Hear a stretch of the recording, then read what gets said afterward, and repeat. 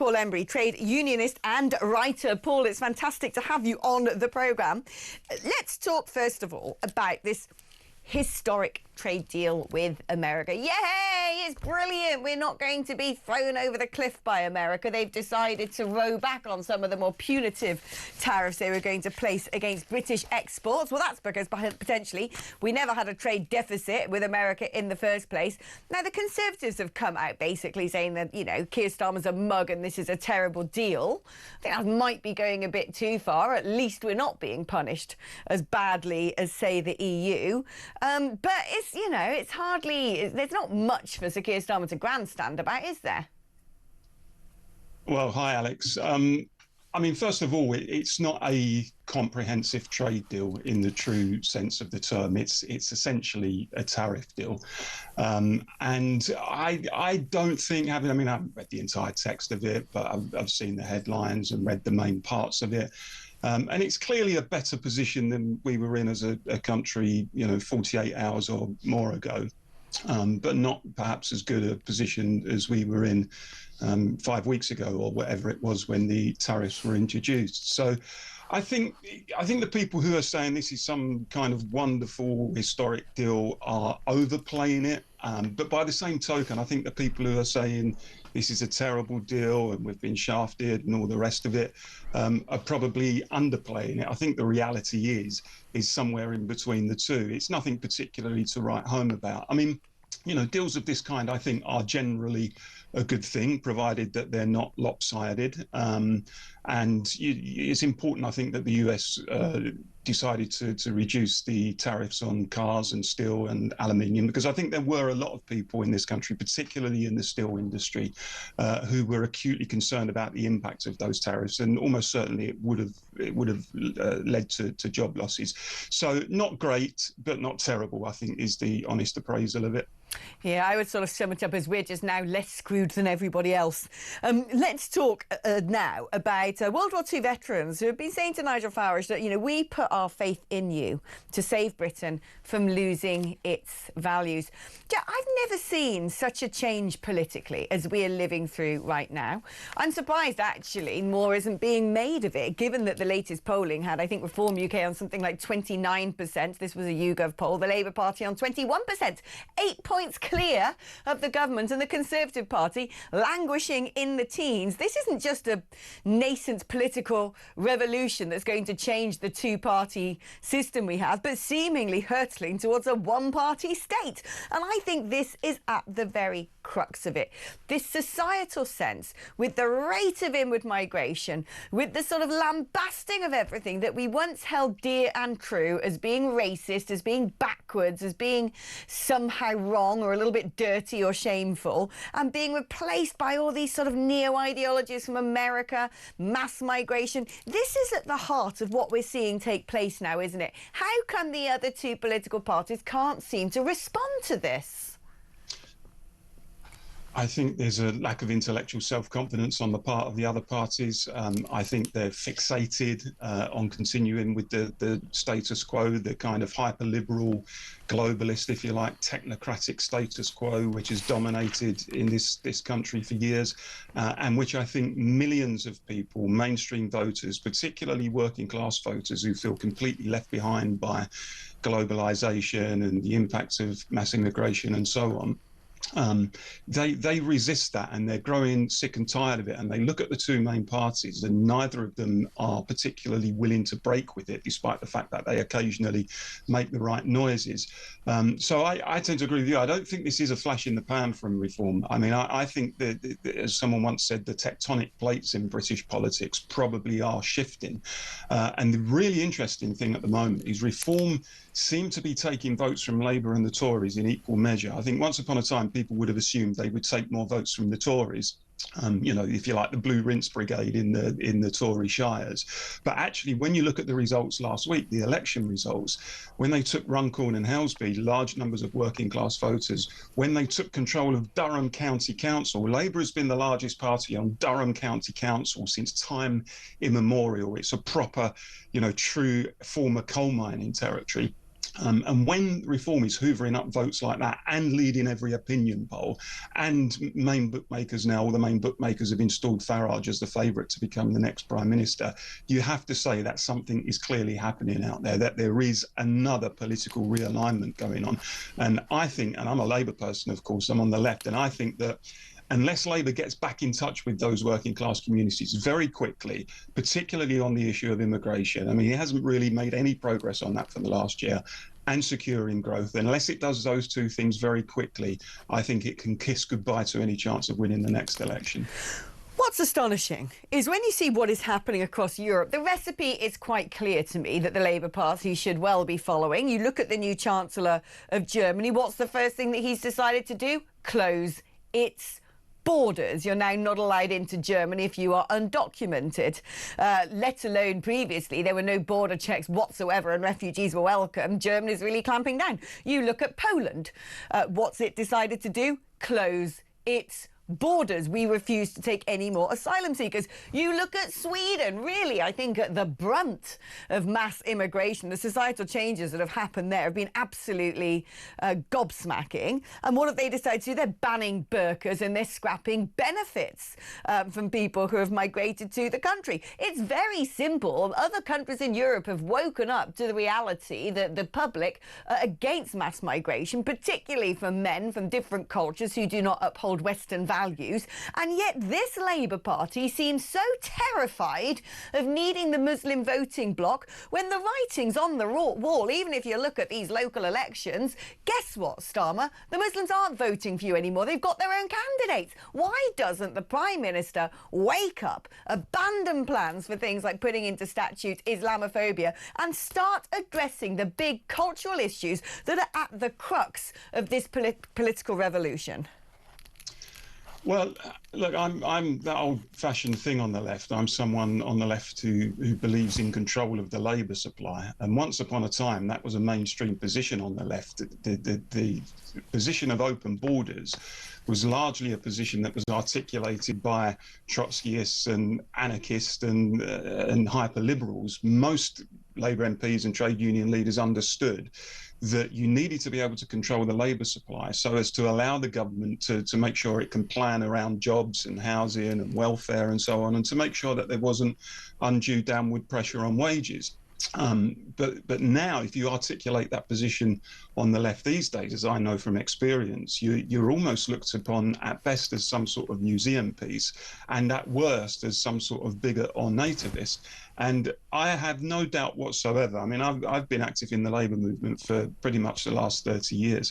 And it seems abundantly clear to me that one of the main reasons for the rupture between the Labour Party and the working class is the issue of immigration. And the sad thing is, Alex, that immigration in the 1990s had really ceased to be a topic in our national discourse because, you know, numbers were relatively low. They were tens of thousands most years, net migration. People felt generally that the system was being regulated properly. It wasn't an issue. And then all of a sudden, with the turn of the century, you had the new global market, the impact of deindustrialization, rapid demographic change, globalization was really starting to take hold. We then saw EU enlargement in 2004, and the numbers significantly increased. And as we know, most migrants will go to already hard-pressed working class communities. That put pressure on wages and infrastructure, public services, and so on. And what was genuine concern and disorientation on the part of working class people was presented by large parts of the labour movement as bigotry and nativism and racism. And it's no surprise to me that while that narrative has taken hold, so many millions of working class people have moved away from the Labour Party. And unless the Labour Party understands that message, I think some in the party do, but not many, then, as I say, it may lose the support of these working class communities forever, frankly. But this is a problem with the Labour Party. It seems to me all they blimmin' do is play a numbers game. Is we need this voting bloc, so we better not upset the apple cart. And like you said, said some of them are so indoctrinated with their own anti-bigotry hype that the scales just won't fall away from their eyes. But this isn't just about people going, well, you know, I'm worried about my job, I'm worried about wage compression. This is people looking at the fact that their nana is afraid to put on the heating in winter, and the government said we've got to make these tough choices because we've got a massive multi-billion pound black hole, and then spiralling migrant housing costs have just wiped out all those savings anyway. And not only is Nana Jeffries worried about sticking her heating on or putting the kettle on or whether she can afford to put another coin in the meter, but she's now got a load of hooded Sudanese, Eritrean, Somalian, Iraqi, Afghan men living next door who terrify the living daylights out of her. She don't want to leave her house. And people are looking at this country, as are these World War II veterans who look to Nigel Farage saying, please, can you save Britain from losing its values? And saying, whose country is this anyway? And why is it that the Labour Party can't seem to bring themselves? They might say this is historic, you know, deal with India on trade, but never mind, let's look away from all the workers' visas. Oh, look at what we've done. This deal with America is putting the nation's interests first. At the heart of it, nobody believes it because they can't deal with this one issue. And Lucy Powell's comments on any questions the other week when she called bringing up, just even mentioning the issues of those rape gangs dog whistling, sadly typifies what we suspect most of the Labour Party's values really are, which is anti-British, anti-Christian, anti-white, anti-us. Well, certainly some of the Labour Party, but not all of it. Not me, for example, and not, I think, a growing group of Labour MPs who are starting to get the message and are articulating the things that I've said during this discussion. For example, there's now a caucus of what's called Blue Labour MPs. Blue Labour is a tendency within the Labour Party that's been around for about 15 years, which actually predicted the rupture between the Labour Party and the working class because of the party's position on things like globalisation and mass immigration. And understands that actually there is very much a small c conservative thread that runs through many working class communities. You can be Labour, you can be proud Labour, but still be a small c conservative. You know, the post-industrial Britain is full of voters like that. And the problem is that the Labour Party has largely abandoned those voters. The Labour Party, when it succeeds, I wrote a piece about this morning, the Labour Party, when it succeeds, needs to hold together 3 places as part of its coalition. That's Hartlepool, Hampstead, and Hackney. And Hartlepool is the post-industrial northern town. Hampstead is the liberal intelligentsia, and Hackney is, if you like, you know, the place of the young, urban, cosmopolitan progressive. All of those people have got a part to play in supporting and sustaining the Labour Party. But the problem is, one element of it, the Hartlepool element, has been completely neglected by the Labour Party again and again and again. And because of that, it's become essentially a party for the professional and managerial classes, a party for kind of middle-class liberals living in our fashionable cities and university towns. But there is, I think there is a sense now amongst some MPs that unless we start articulating Blue Labour ideas, you know, the importance of family, community and nation, then frankly we're done and dusted as far as the next election. That's the problem, isn't it? Family, community and nation is the current mantra of Reform UK. Let's stay where you are, Paul. I want to bring in a caller, Kevin in North Yorkshire, and get his opinion on what we're talking about. Hi there, Kevin. Hello there. Yeah, I've been thinking about this for some time, actually. The rise of reform, which is a great thing, but the issue being is that the right has realigned itself. It's adjusted. It's done what will be natural. And until Labour does exactly the same thing, and I think that's the only thing that's going to change things and put things back on an even keel again. You need a strong left, you need a strong right. What comes out in the middle is common sense. That's how it always has been. What you've got now is you know, you've got the centre ground where the Camerons and the Blairs all flock to. People don't want that. They don't want that broad church, that wide tent that everybody talks about. We need clear left. We need clear right. We've got clear right now in reform. What we need is clear left. And until they realise that and get back on track, and it will take a similar sort of revolution to happen on the left. It'll take those people that. But what do you? Like, I want to ask you, Kevin. What do you mean by clear left? Because are you sort of suggesting that you echo the sentiments of Louise Haigh, who, of course, was the Transport Minister expelled over PhoneGate, who said that actually the Labour Party aren't being left-wing enough. What it needs to do is be bolder about raising taxes and pumping more money into public services. No, I mean, I'm thinking more along where your gentleman's just talking about, where the small C Conservative runs through. Where what you're talking about is clear, the clear left mentality with regards to the working class people. But like he says, they've left those behind, and those were the clear majority within that group. So and they're not. I'm going to throw this back to Paul Embery, because you're both talking about essentially being sort of more socially traditional, right? So the sort of values that Britain was built on, and we're going back to what these World War II veterans were saying, who are looking to Nigel Farage as the only person who can save and protect those values. So Keir Starmer seems to have managed to have some sort of Damascene conversion over various things. He's had a radical revolution in his views on Trump. 1 minute he's like, I wouldn't have him over for dinner, he's a danger to the world. Next he's pouring him in the Oval Office, whipping out the invitation for the state visit. He also seems to have had some sort of Copernican revolution when it comes to Brexit, and seems to be banking some of those Brexit dividends with trade deals. Do you think Starmer has it within him, Paul, to wake up one morning and suddenly go, do you know what? I'm going to have to do something radical when it comes to addressing the societal concerns, the cultural concerns of this nation, and potentially fire someone like Lucy Powell, who essentially saw the whole house of cards tumbling when she decided to call concerns about rape gangs dog whistling? I mean, to answer your question directly, I'm sceptical that he does have it within him. I'm sceptical that large parts of the party have it within them. I mean, I've long felt, Alex, that there's a huge space in British politics for a party that articulates left-leaning ideas on the economy.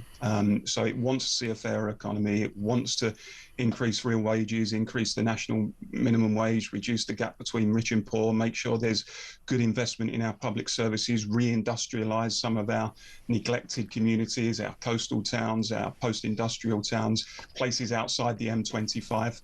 And, rebalancing the economy, putting more resources into the real economy, stopping the obsession with financial services. But at the same time, I think those people lean right on issues such as culture. They are in many respects patriotic people. They do believe in family, in the nation state. They are quite patriotic.